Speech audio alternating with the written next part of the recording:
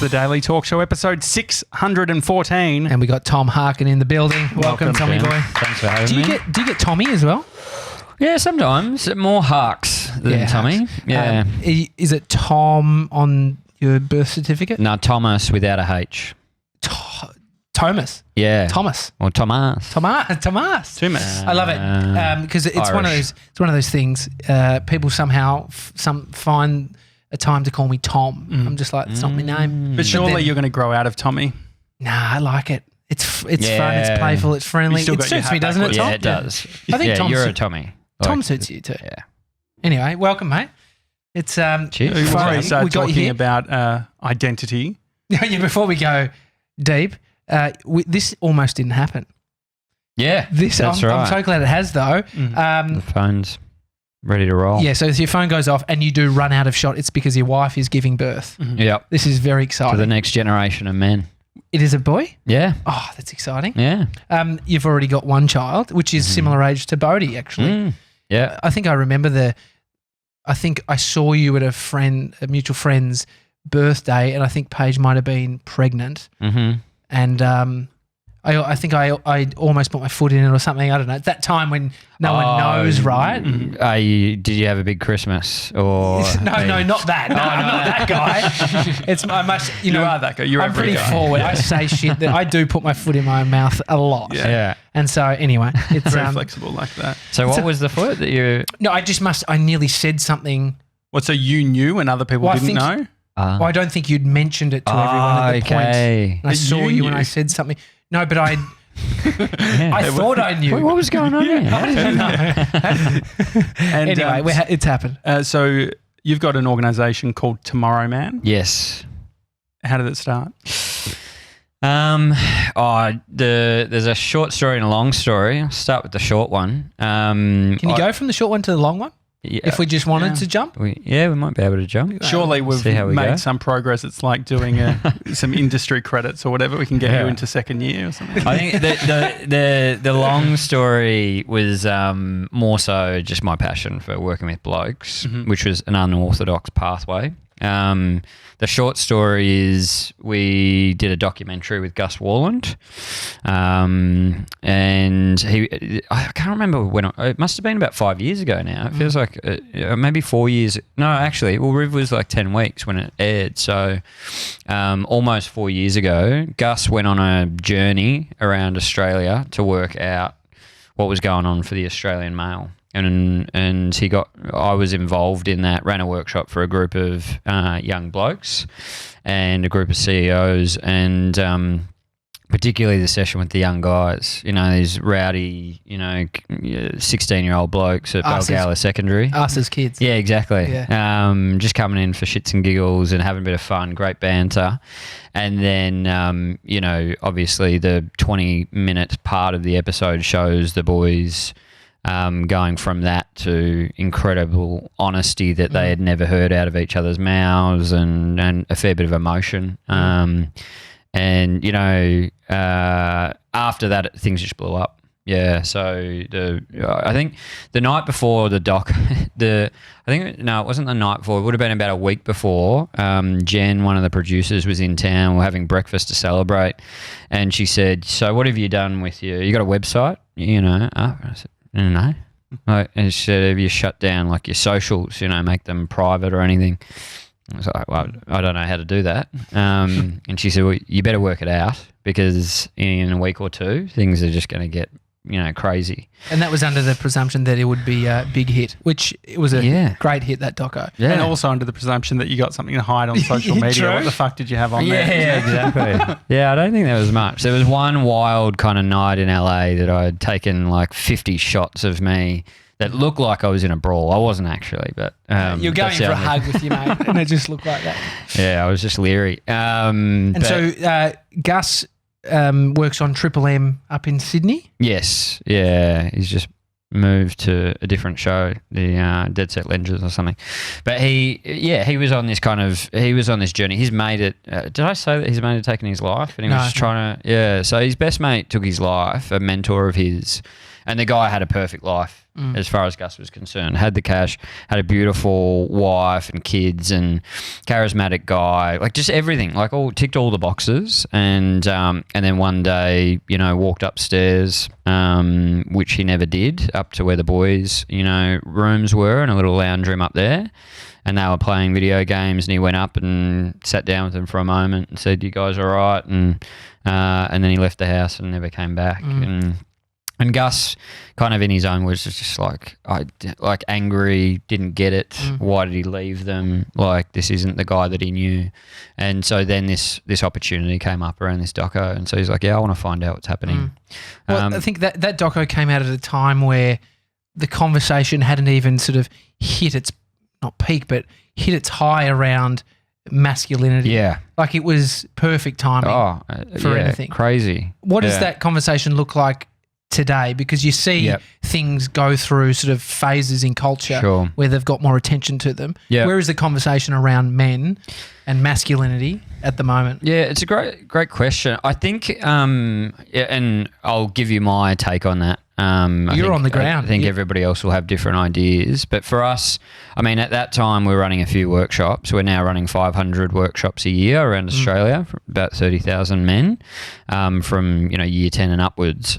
What we've seen in that time is our three major funders all began about that same time, all because they had lost somebody significant and they wanted to do something about it. And we've grown up with those funders and others that support us. But around the same time, like people were coming out of the woodwork all over the place. Like guys up on the East Coast, you know, Sunday frothies with the boys, come and have a cappuccino and have a walk and a talk about what it means to be a dad. You know, if you've been through, you know, having a child, you know, they make sure that the mum's hooked in with all the local mums having babies at the same time, but there's no equivalent for the blokes. And so I think there's been this like over those, you know, over the last 4 years, I feel like there's just been this like amazing explosion of all of these everyday blokes going, we need solutions for all the gaps, you know, in the normalised way a bloke grows up in this country. I think where it's at now is at the time of Man Up, when we were doing all the media on the back end, people saying, "Oh, you know, what do you think about Man Up?" And I was saying, I think Man Up's great because it was all about awareness. But where are the aspirational, normalised training grounds for your everyday Aussie bloke to actually learn the capabilities that are going to change the stats?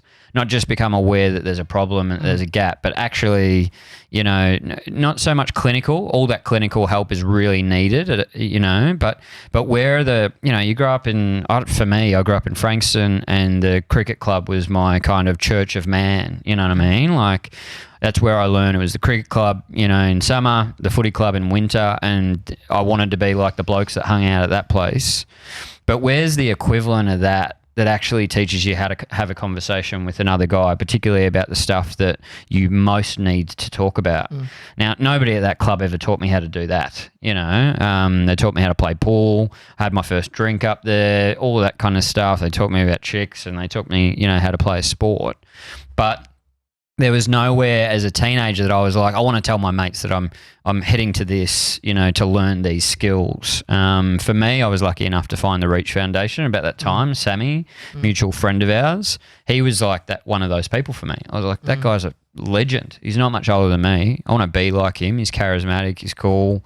I'd love my mates to meet him, and I want to learn off him. Like, did he have dyed hair at that point? Like, did he have the? He had a mohawk. Mohawk. Yeah, he did. Yeah. I've only ever heard about the Still mohawk. cool. I've never seen it. We should get a photo. Did he have an eyebrow piercing too, or if that's maybe a story that I've created in my head? Had the earbrow, the ears, the, you know, inside. He's and full out there. What do you call it? His superhero kind of person. Disco Pig. Was that? Yeah, that was kind of his like, alter ego. That was his DJ personality. Yeah, exactly, his alter ego. We're talking about Sam Kavanagh, who's been on the show as well. Yeah. When I was growing up, I didn't have many male friends. Yep. Has that been something that is part of the conversation, or like? So Tommy has had a very good close friend, like close group of blokes. Sure. I was never really into drinking. Yeah. Wasn't really into sport. Yeah. And so I ended up like, it's been like I'm turning 30 this year, But it was almost like this recalibration because I got into my 20s and then you were just friends with all female friends. Yeah, and then I've been with my girlfriend for 12 years and it's sort of like changed, like the relationship that you have with girls when you've got a long-term partner changes as well. What have you learnt through speaking to men in regards to friendship? Yeah, I mean, the main thing is that for blokes, friendship is about action and sharing experiences more often than not. If you just go bucket maths, like blokes will say, yeah, I've got my mates and yeah, I know what's going on for them. But then they, they're in a workshop and they realise, geez, I actually didn't know what was going on for you. And then they find themselves going, I thought I was a really good mate and I'm starting to feel like maybe I'm not such a good mate. I should know that. Which is also ironic because often their mates are saying the same thing. They're like, well, you haven't told me what's going on for you either. So I think that for guys, like, I mean, one of the things, if we're out running a blokes night or something, we'll say to people, oh, what do blokes usually play with when they grow up, and they'll say, their tackle, their dick or whatever. And then once they get past that, it's like, trucks and, guns and all that kind of stuff. And what a girls is bucket maths usually play with as a kid. And they usually say things like dolls and house and, relational based toys. And it kind of continues that way. You go around a co-ed schoolyard and you generally see most of the guys scattered or sitting in lines or, throwing stuff at something or each other.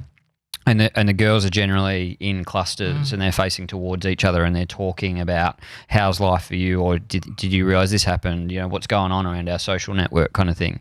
And that kind of continues. So the interesting thing for guys in Australia is this realisation that most of our friendships actually exist around structured activities. And for the first part of our life, we don't even decide on the structure. So we're put together through school, put together through organised sport, maybe, or organised music or whatever it might be. And then we know from the stats and from the guys that we're out there talking to, there's this cliff drop around about the kind of 30 to 35 mark where you get the significant relationship and you dedicate yourself to a lot of that. You're out of the shared house. You're too old to be playing the organised sport. And so there's nobody giving you an excuse to come together. And so you stop coming together. And guys start to rely all of their emotional support on their significant partner. And that's where a lot of the kind of scary stats live, in terms of when life's getting its hardest. Why do, only 1 in 3 males 30 to 65 in this country say that they've got relationships that are significant that they can rely on? The other 2/3 either think, well, I don't have the quality of relationships or I have no relationships at all with friends. And so is that a natural thing or is that culture? I think it's culture. I think it was interesting because I had a workshop yesterday and it kind of, the guy at the end was saying, but we're born this way, aren't we? Like we're born this way. And I said, right, Lady Gaga. Great song. It's hard to say, it's hard to say where the nature nurture thing intersects. But like, I saw this great thing on SBS the other day. I was flicking channels and Is Australia Sexist? It was the name of the show. And it was just this one clip and it was, kids around the 18-month mark where you can't really see gender, in their physicality or anything like that. And it was a social experiment where they had the room filmed and people were coming in and playing with the kid on a mat with all of these toys that kind of are different gendered toys or whatever. And so people come in, they're playing with the kid's either dressed pink or blue. And then at the end, interviewing them, how did you find it with the kid, Sure enough, people with the kid in blue were playing with the trucks and stuff and saying, like they loved, that's what they wanted to play with. They were going for the trucks and they were going for that. So really lighting up around the trucks, and same with the girls. Oh, really lighting up around the dolls, they really loved that. And then they're told, so the girl dressed in pink was actually a boy. Did you know that, how do you feel about that? And just a shock. And then kind of go, what? No. Yeah, really? Yeah, right. And then starting to realise, did the kid pick the toy? Or did I actually pick the toy? and then decide that the kid was loving it, where the kid would have loved any toy, you know what I mean? But I'm so kind of conditioned by all the norms around me that that's the way that I roll with it. So I think, sure, there's some nature stuff, but like I said, like, if you just look at the way that we grow up and what people encourage into us, like Riv at the moment, 3.5, going to daycare. We've got this like daily battle in the car with Riv trying to make Paige, you know, the green or the blue Power Ranger, you know.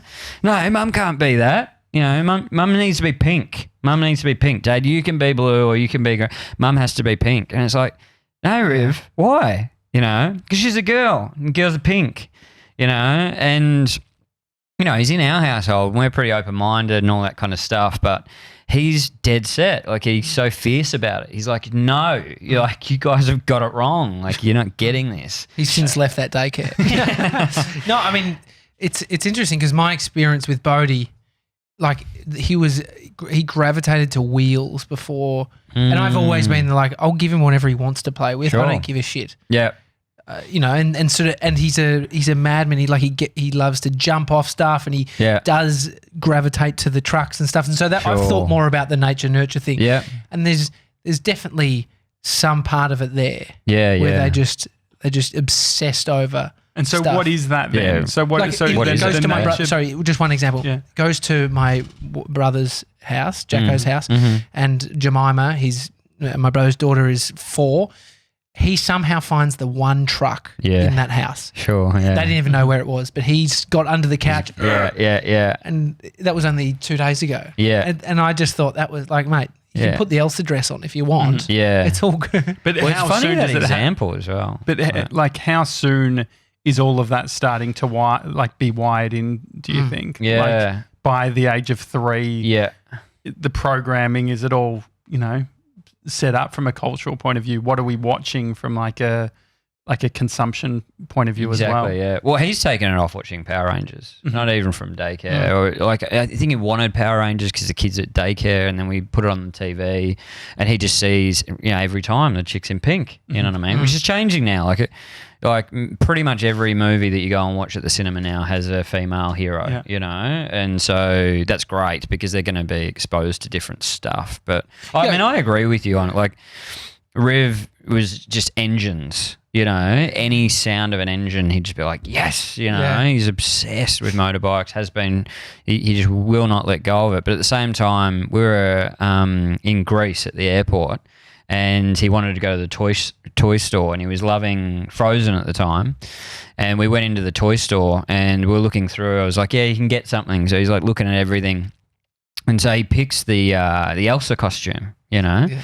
And I found myself actually going, oh, but don't you want this? Yeah. You know?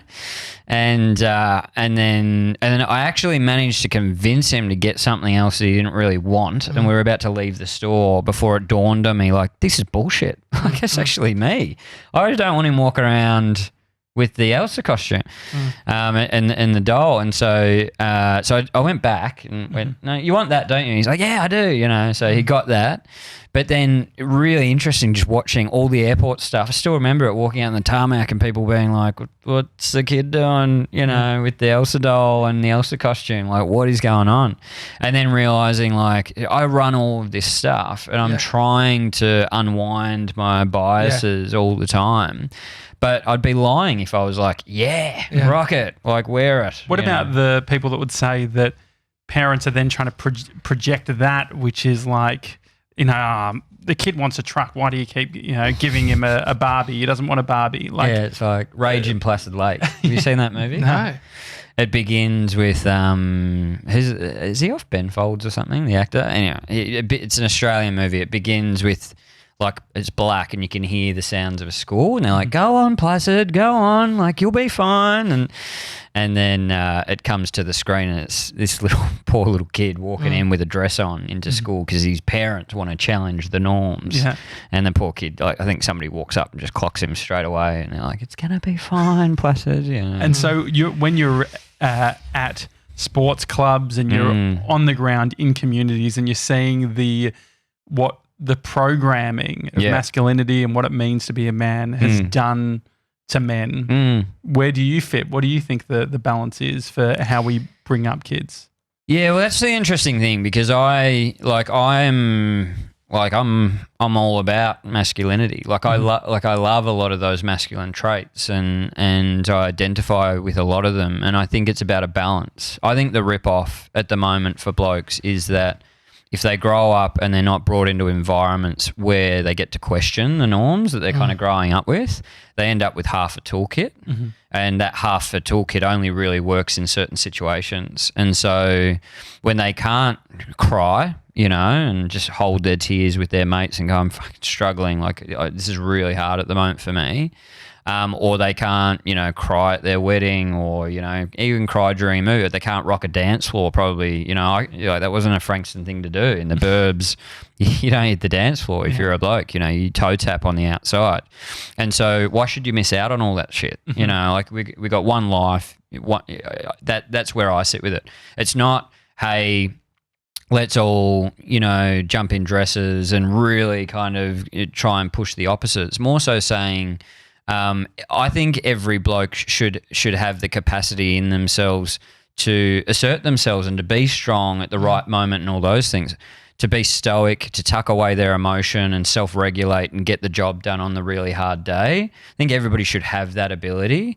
But if that's your only ability, then we just know that's not sustainable. Eventually that's just going to snap and there's going to be a huge implosion and a lot of people around you, including yourself, are probably going to get hurt. So have range is kind of our message. Like, guys, like have it all. How much have you changed since starting really digging deep into this? Yeah, it's a great question.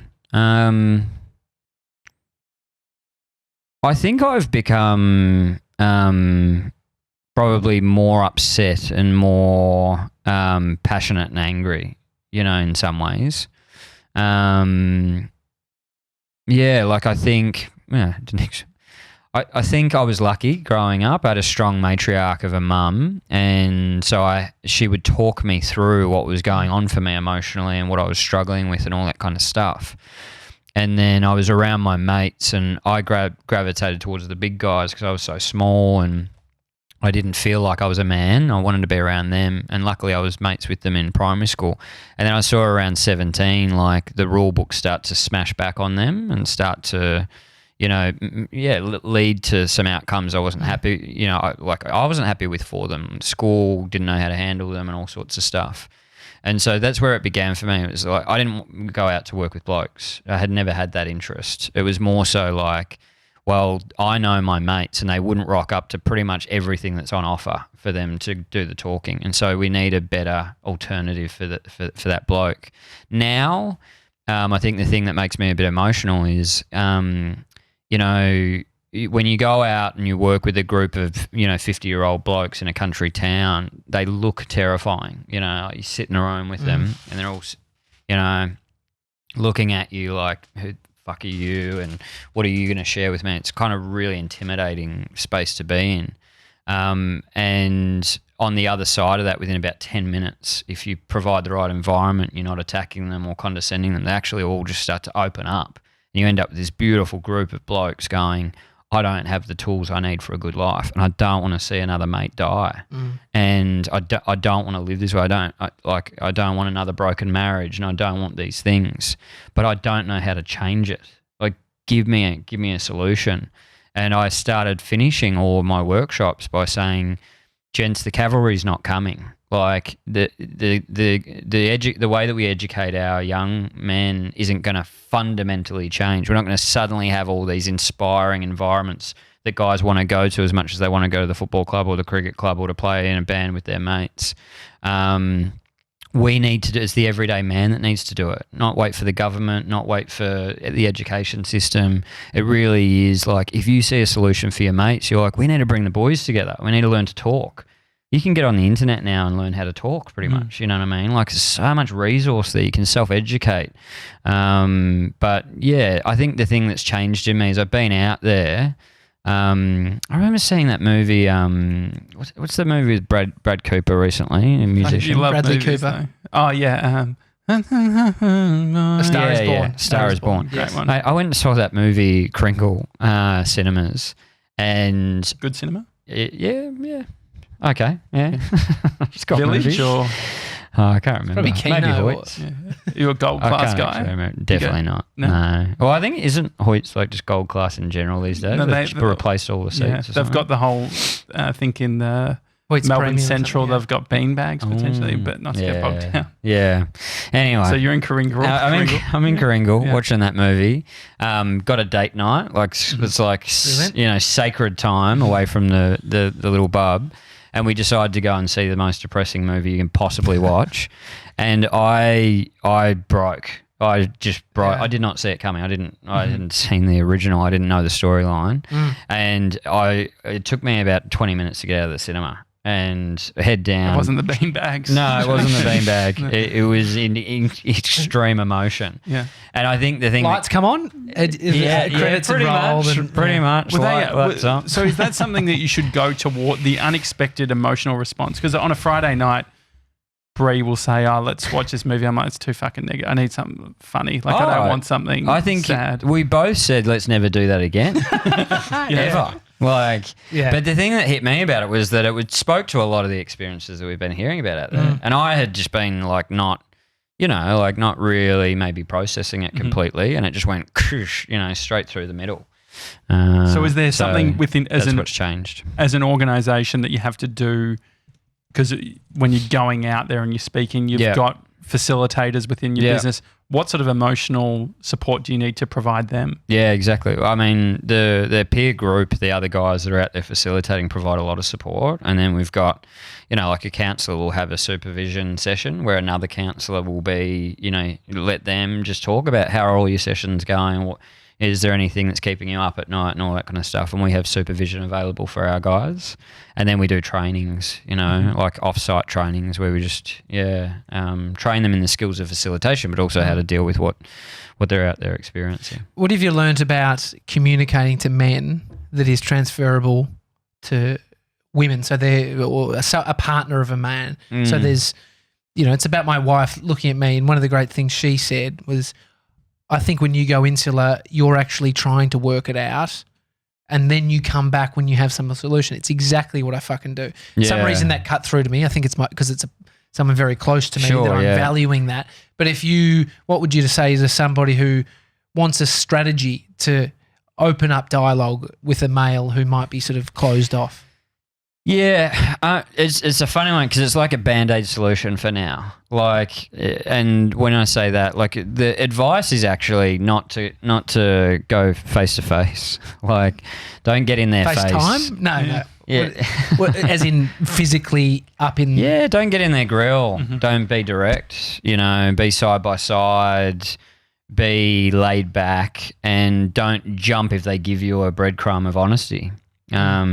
Whereas a lot of time the person, particularly the woman, cares so much. It's like, I want to know what's going on for you. Yeah. And a breadcrumb comes out and it's like, why do you think that's the thing? And and it's like, here's 10 questions on that breadcrumb you gave me, and the guy just goes, like too much. Like, I don't know. Whoa, I don't have answers. I'm more to like those. a female Oh, in a lot of great. ways. Like, because I think that's the thing with Tommy says you layer it. You don't say it so much anymore, but it was always like you're layering. Because I would be like, this thing here affects this, and also this thing that happened 6 months ago as well. Sure, yeah. But it's interesting you talk about not communicating direct, but being side by side. Yeah. I feel like it's a common thing is direct communication is seen as like the pinnacle, right? Because direct communication is the most transparent, honest thing that you can do. Yep.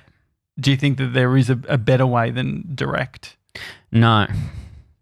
No, I don't. So that's why I think it's a Band-Aid. That's why I think it's a Band-Aid, because I think that it's scary that is the solution most of the time. Just don't get in their grill. And so what you're saying is to get in the grill? What I would love would be for our education to set young blokes up to know how to sit face to face and have a deeper conversation without awkwardness or the need to dance around each other. What about not as well now? as banter? What about like timing around a conversation? Yeah.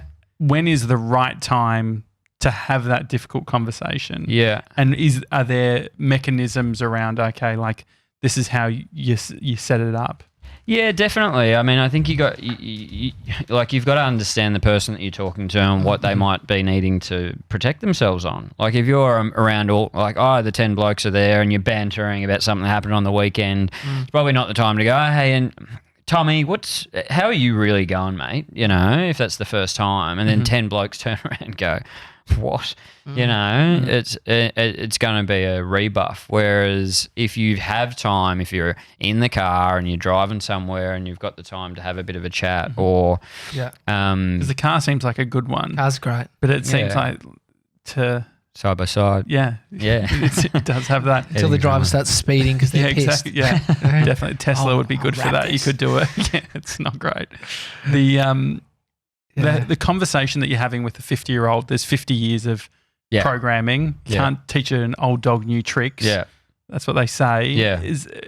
What's your experience with getting people at the later end of life? Yeah. And is it disheartening to, do you walk away being like, I don't know if I'm necessarily creating the change? No, definitely not. Probably the opposite, to be honest. Because I think those guys, by that point, most of the stats have hit them. And if it hasn't hit them, it's hit all the blokes around them. And so they're actually pretty desperate in terms of I want to do, we got to change stuff. Is it normally a specific thing? Are you working with groups where it's like there's been a suicide in the community? Or is it? No, it's more like, it's for anybody. It's a bloke's night. Like anybody that wants to rock up and have a laid back conversation about what it means to be an Australian bloke today, a bloke in Australia today. Do you find that councils are our local governments they're seeing an influx of something and then getting you guys? Is there some way that you can do it early, or you think that people are being proactive? The interesting thing is never councils. Okay. So it's always somebody, some Joe Blow, or usually actually a woman in town who's like, something's got to change. I've seen these great guys. We got to get them to town. And so they contact and they're like, can you please come to our town? I'll get people there. I'll knock doors down at the local footy club and I'll get people in. Councils never get in touch. And so, and usually, yes, that local person is going, we've got some issues in town and nobody seems to be doing anything about it. And so I want to do something. We need this for our blokes. What's the most challenging question you've been asked by one of the blokes in a, where you're sort of giving them a direction and they've come back to you with something?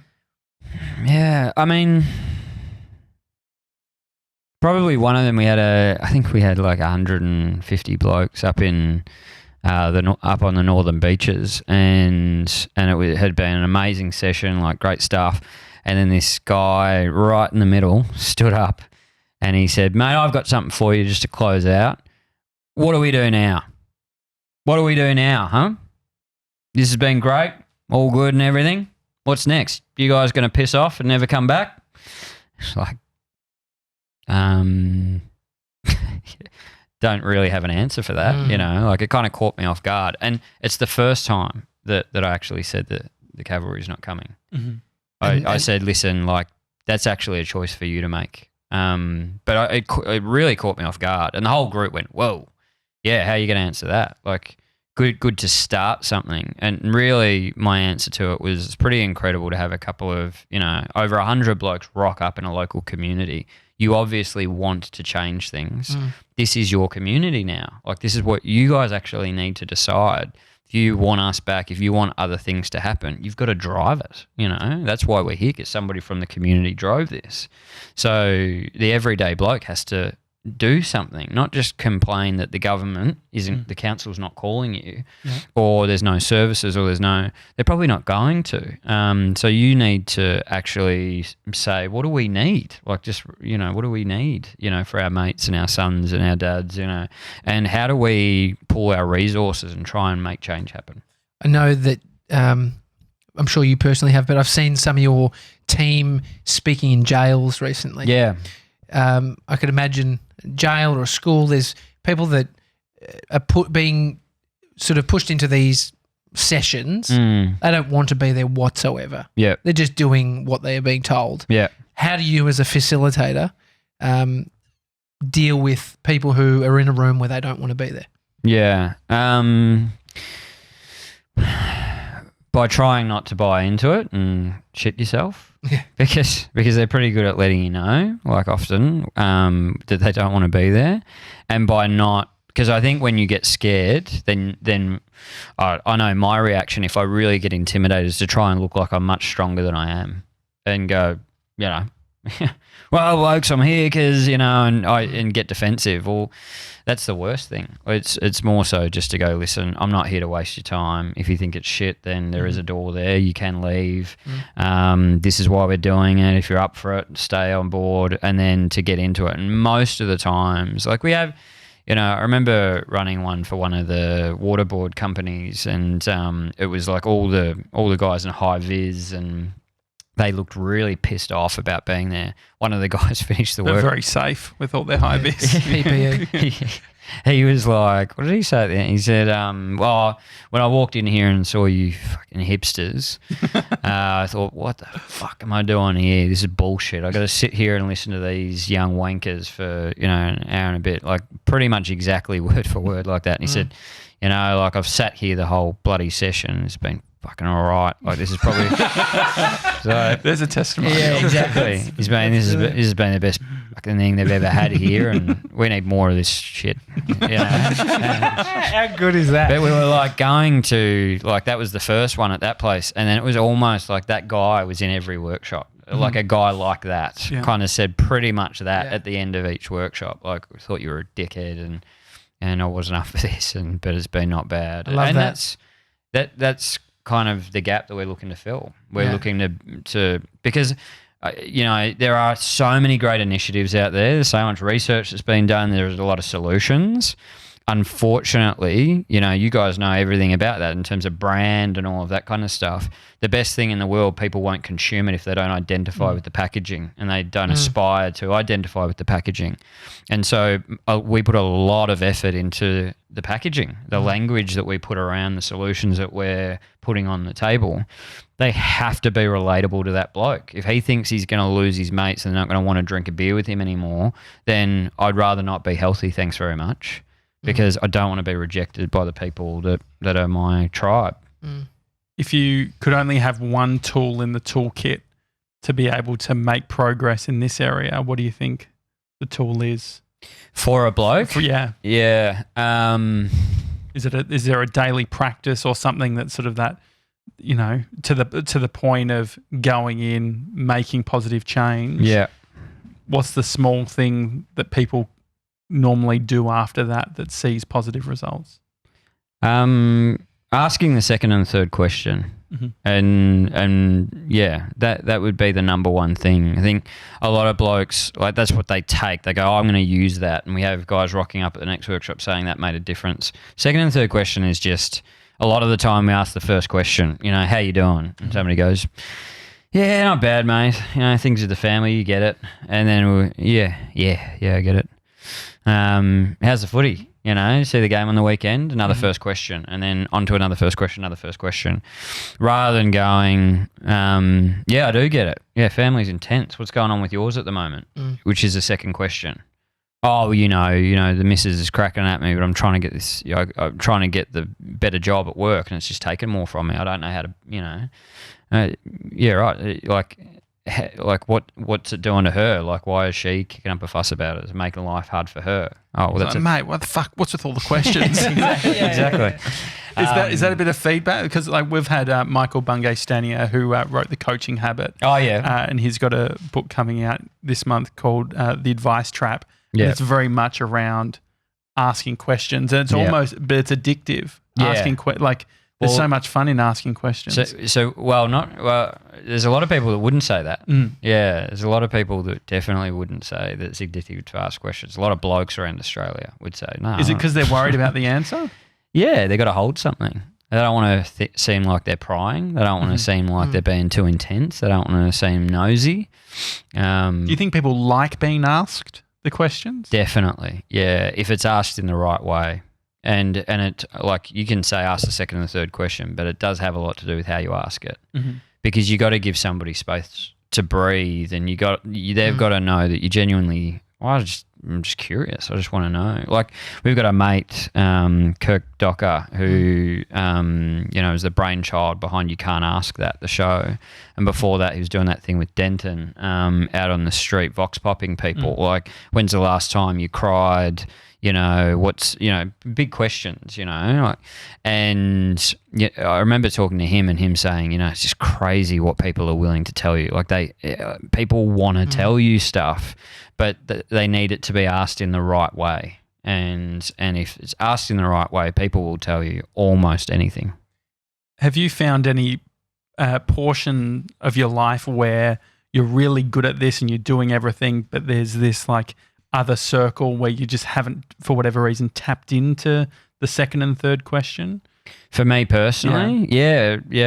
The last 3.5 years, 4 years, it's the irony behind setting something up that's helping a lot of people and helping my family as well, and then realizing I'm losing my ability to be present to my own family and actually be what I'm out there trying to help guys do. So I think it's a perpetual kind of like trying to balance. Like, right now I'm making a very intentional choice to move back towards my family. I made them the promise, we'll set this up, it'll be a busy few years.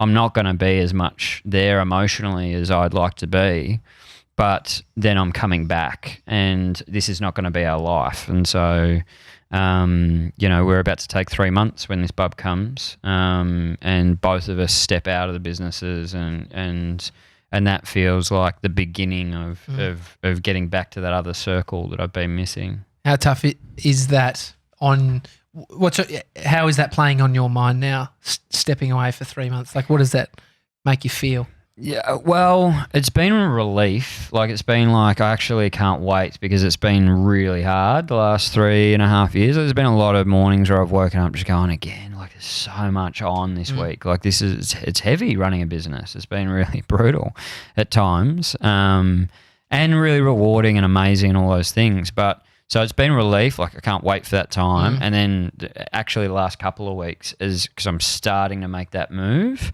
Weird. Like, I've actually been pretty depressed the last couple of weeks. Yeah. Like, just kind of zero energy, feeling really, I don't know, sad or something.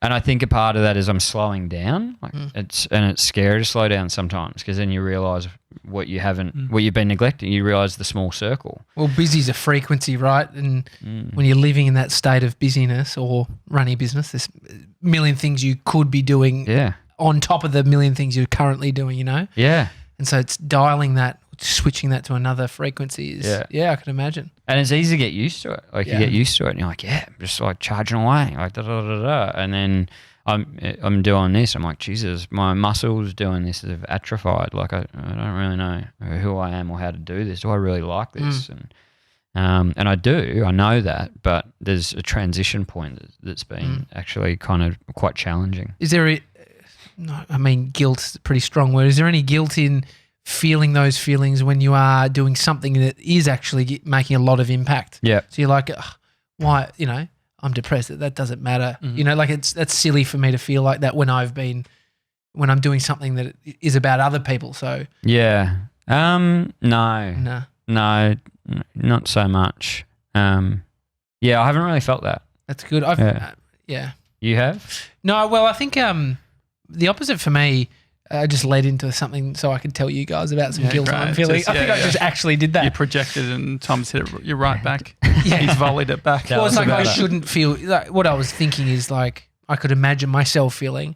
I shouldn't feel shit when there's other people who are in tougher situations or outside of my environment. Yeah. But I think for me, around the kids stuff and busy and running a business, I feel this and it's just in my head about guilt around the kid and not being there enough. Yeah. And as much as I'm there in the morning and night. Sure. But I just somehow feel this sense of the feeling of guilt around that. Yeah. And that it's like, it might be based on where I would love to be, which is giving this kid as much time as he wants as I can give, you know, versus the opposite, which is I've got to do this. I've got to build something. Otherwise, what's the opposite? What's the alternative?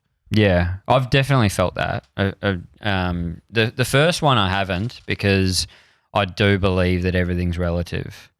So what's going on for another person, yeah, it's full on, and sometimes you do need a bit of perspective, but perspective shouldn't it shouldn't. It doesn't discredit your situation. Exactly. Yeah, it shouldn't belittle your own emotional experience. It's just somebody else's experience, and it might give perspective, but you're feeling what you're feeling. The other side of it, the guilt thing, for me, it's been about emotional availability. So if I'm running 15 workshops and I've got 50 emails packed up and everybody needs a piece of me, and then I drive an hour and a half home and I get in the door, I've definitely had times where Riv is just this beautiful little kid and he just wants, all he wants to do is play with me. Like that's all he wants. Like, Daddy. And I'm like, ghost man, kind of like I'm looking through a glass window at you saying this, and I have nothing left to actually take part, you know, and definitely have moments like that where I'm like, oh, this is brutal. Like I should be available to you, like as a priority, but I just have nothing left. I don't know how to get on the ground with you and play and make this something. Do you think there's something in men that there's like a driving force to be the carer, and I've got to be out there in the world and, you know, being a man of the world, trying to build something, you know, I think that's, well, you see how many men have been distant from their families off doing work. For sure. Off building something for the family. You know, that's the sort of old thinking. Yeah. What's your relationship with ambition? Mine? Yeah. Yeah. I mean, Paige and I went through a lot of couples counselling over the first like couple of years of the business because I felt like that. Like I felt I'd shat myself when Riv was coming along, and I thought, I've been dicking around doing a job I love. It's paid me nothing. I don't have money. I don't have a home. We don't have those things. And I was like, I got to get moving. I got to seriously get moving. And so that's why we set off with the businesses initially. And then the doco came very soon after. And I saw an opening. I was like, this is my chance to provide, you know, all this opportunity is coming in, and I'm going to set my family up, and that's what I'm going to do. And she was like, well, stuff you, because the family's right here, and I'm the only one that's looking after our family. I feel like I'm a single parent and all of that kind of stuff. And we went through all sorts of stuff with that. But I was like, in the end, I was like, you got to forgive me for that time, because I genuinely feel that I was doing my dad thing, and it may not have been that I was able to do both dad things, but I really feel like I've done us a solid, and we're in a position now where there's a lot of things that make us able to provide a life for River, quality life, and our own presence now in more empowered ways, like our time and our energy. And we have the home and we have those things, and so I've been like, you got to, like, that was my way. That was my thing, you know, and it might have been not exactly what you wanted me to do and the version of dad that you thought I would be, but that felt right for me. So ambition's an interesting one, like in that, I'm ambitious to a point. I just want to live a great life. And that sometimes means work, because it's like, cool, that's a great opportunity. But not money for money's sake, or don't want a big house, don't want to end up with a lot of regrets. Do you think there's something appealing about that feeling like a ghost at the end of the day? Yeah, for sure. Definitely. I think I can only talk on behalf of myself, but I think, you know, the badge of honor of knowing that you wasted yourself, you know, like, I really did a good job today. I really, you know, smashed it out, and I managed to achieve, and I got that done. Like, to a point, there's a feeling of coming home, going like, I did a job today. Not, like I said, not that it's like, then you're there and you're like, I wish I had more. I wish I had more to give now that I'm home. But I do think it can be difficult to look after yourself in the way that you will have that energy at home, which basically means I'm going to have less ambition for the occupation. What recharges your batteries emotionally? I love a float. Float tank. Yeah. Haven't had one. Oh, Good, mate, amazing. Recommend it. There's a good place just around the corner. Which one is it? Could give them a plug, but I can't remember the name of it. Yeah. I know is of it it. It's a in couple of Collingwood? streets down. Yeah. It's just like in the back streets of 97 Collingwood. floats. Novak Djokovic was Beyond there. Rest. Yeah, that's the one. Yeah, Beyond Rest. Yeah, beautiful place. But I'm an introvert. So during the really hard times, I was watching so the footy, like just watching a game of footy a week. It was like nobody's messing with my 2 hours. I'm just going to sit there and watch the footy. And is that Gardner guy in Tassie? Oh yeah, Basil, not the guy with the big beard. No, that's the one I was thinking of too. Yeah, no, he's a different Not Don guy. Burke. He's got grey hair. Fat Pig Farm he runs. Okay. This guy started his own hobby farm and he's been making series about it. But it's like 25 minutes and it's just like nothing. Like each show he basically just goes and finds something in the garden, cooks something. It's so slow. So they were my two things during the busiest time. Nobody messed with that sacred time. Yeah. And then, the float, like just whole world blacked out. And just an hour where like nothing recharges me as much. Nothing puts me back in my body as much as that. Like not a meditation or a massage or anything. Like I started doing them on Friday night so that I finish the week and do one. There's a place nearby our place in on the Mornington Peninsula, and it would just give me a Sunday feeling on Friday afternoon. I'd be like, great, I'm at least present for my weekend. I love that. Yeah. I love it. You know, they say with chefs, I don't know if this is true, but like they don't really cook good shit at home because they've been cooking all day. As someone who's playing in sort of that mental health space, do you feel like sometimes there's a bit of hypocrisy or like a misalignment in regards to what you're communicating versus your personal situation? Yeah. I mean, like I was saying before, I think I was literally just talking to my wife about it the other day. When I'm not busy and I've got space, I'm incredibly thoughtful with her and with my friends, and I do things like What'd you do for Valentine's Day? Because you were unwinding then? Yeah, nothing. You're in the float tank. It was a Friday night. Not even a card. Yeah. You got 3 months off to make it up. Yeah, exactly. It's a hallmark. But like, anyway. Like I remember, doing a thing for Paige. I was away for 2 weeks for something, and I did, 15 days of awesome and made these little envelopes, and there was a little, like treasure hunt around the house to get something every day. So is it all or nothing with you? Is it like go big or go home? Big time. Go big or go home. Definitely all or nothing. And so when I'm putting all of that creative energy and presence and thought into building the businesses, at times I'm not putting it into my friends and my family. If I'm thinking of a friend and I'm thinking, I haven't seen this person, I love doing this with them and that, I'll often, like if I've got space, I'll text it to them. Hey, just thinking, I just love having you in my life, and how was this time? We got to do more of that. And I haven't done much of that over the last 3 years because I've been putting all that energy elsewhere, which is an irony, But at the same time, I'm pragmatic and realistic in that I don't believe that I could have started what I have started with my wife and with all of our amazing team. I just couldn't have grunted that into existence without some trade-off.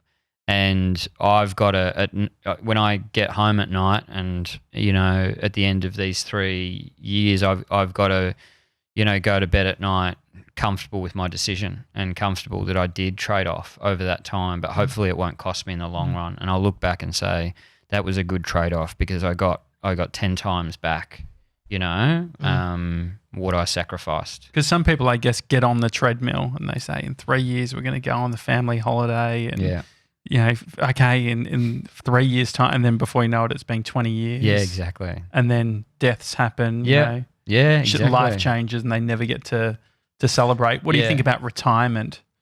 Yeah, I don't think I'll ever retire because I love my job. I just love it. I love facilitation. I love the human condition. I love being in a room with people that are talking real and and making discoveries and I just love it. I'm never going to give it up. I'll only be better, I think, in the years where I should be retiring. But I'll work less for sure. And, to that point around some people say 3 years and then 20 years down the track, they've forgotten how to do anything other than that. I worry about that. Like when we were setting off, I was saying to good friends, like because they were worried about me. Like, mate, you're changing. Like you're going pretty hard. Like, how long can you keep this up for? And I would say to them, I feel like I'm doing a deal with the devil a bit. Like I'm gonna go hard. This part of me is gonna drive the car for a little while, and I really hope that I'll be able to make good on a promise that I'm gonna shift gears and do it differently from there on. And jury's out. I don't know. So would you have a defined? Because obviously, if you think about like. You read all the goal-setting books. It's like you need to have a definition of done. You need to have something in the future where you say where we've arrived. Yeah. Do you have a sense of what that looks like? Well, yeah, we've arrived. Yeah, because it wasn't about like big means and things like I said. We don't want a massive house and all that kind of stuff. But I had a point, and I believed it was about the three-year mark, and we'll get to there, and I'll have been able to extricate myself and make the business a bit independent of me and stuff like that. And at that point, we're going to take some serious time back and won't return to that same pace again. So you're about to enter into that transitional point of. Is there a sense that you need to unlearn? Oh, big time. Yeah, I think that's why I've been pretty, rubbish the last couple of weeks because I'm starting to come to terms with unlearning, and it's like feeling brutal. It feels a bit like, like, I don't know, like detoxing or you've got really strong in one area. Yeah, exactly. The part that's driving the car, that got really strong. Yeah. And so it's about powering up the other muscle. Which feels weird. It just feels a bit abnormal, because I've kind of gotten used to it a bit. So yeah, definitely there's this transitional moment. Well, I think the way not to get stuck in the 20 years goes by and you realise you've fucked it all is to be thinking about it and talking about it. And it's what you do for a living, and it's what you're doing right now, talking about the situation that you're entering into. So you're actually in it. Yeah. So there's real power to that. And mate, you've done something amazing. The thing you've built is really important to men of our era. Is it getting better? Do you think Australia as a whole, when you're having conversations, do you think that we're on the right path at the moment? Definitely. Yeah, we're definitely on the right path for sure. I think that the stats aren't getting better at the moment, but there's a lot of factors towards those stats. I think life is becoming more complex. We're more connected but more isolated through these devices. There are pressures that we're all facing and dealing with. So that's one thing. But I do think that there's a significant shift in, like I said, all these organisations popping up and our generation of guys are going, we're not waiting. We're doing something about it. I mean, we start this thing, start a group, start a walking group. The boys, we can change it. We can do it differently. Are we ready for it? Are we actually, as a whole, as society, it feels like as we start to talk about big things, climate change, and like it starts to become this situation where it's always been these things have always been happening. We're only just fucking talking about it now, and it feels like talking about it makes it real. Yeah, which then starts to easily spiral into everything's fucked. Yeah, what's your perspective on how we can have these conversations and be better on the other side rather than getting into that spiral? Yeah, I think it's about agency and realising that that things can happen around you. So like when a workshop finishes or something like that and you're saying the cavalry's not coming, I'll often tell them about 5 stories of blokes who did these things that seem amazing on the outside, but this is how it all happened. Like, there's an amazing guy in Sydney that runs a thing called Head Above Water. And he was telling me, I was like, how did you get into this? A huge event, the media's coming down, there's all these people rocking up to swim non-stop for, 24 hours and all this kind of stuff.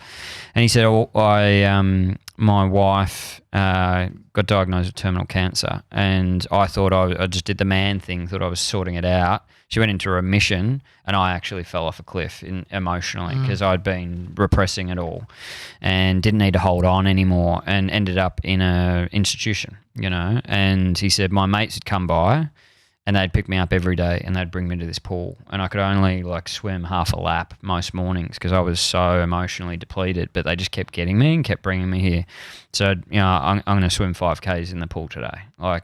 And they've helped me do that. And he said, then he rocked up at that event where the guy stood up in the middle of the room, and he was like, I was in there, and here I am thinking, I know some blokes. I could do something. Like, we could do something. So he's like, I left that event and I called my mates and I said, let's do this head above water thing. And here we are. They're about to run it again, a little bit later this month. So it's kind of like when a guy hears that, oh, that's what his mates did, and that caused a chain reaction. Then he picked his phone up and said, hey, should we do an event down the pool? A lot of guys go, oh, that's the recipe? Oh, maybe I could do something like that, And so I think it's about agency. It's about going, there's a big issue out there, but what can I do in my own backyard? And who's done a backyard thing that's ended up actually being big? Mate, I love it. Tommy, thanks for coming in, buddy. And would like to get you on in like 3 months' time. Once you're on the other end, it would be interesting getting that perspective. Yeah. When you have time to actually chill the fuck out. Yeah. Maybe. Yeah, that'd be nice. Well, we'd love to. Yeah. It'll be in the float tank. You might finish it off. Well, we are having a new child. Oh, it's not. exactly. I keep saying to people, I'm having 3 months off. They're like, 3 months off? You know what it's like to have a newborn, yeah? A good way to rattle the system. Exactly. It's a Daily Talk Show. Hi at thedailytalkshow.com is the email address. Please subscribe on YouTube, Apple Podcasts. Feel free to give us a review there too. Otherwise, see you tomorrow, guys. See you guys.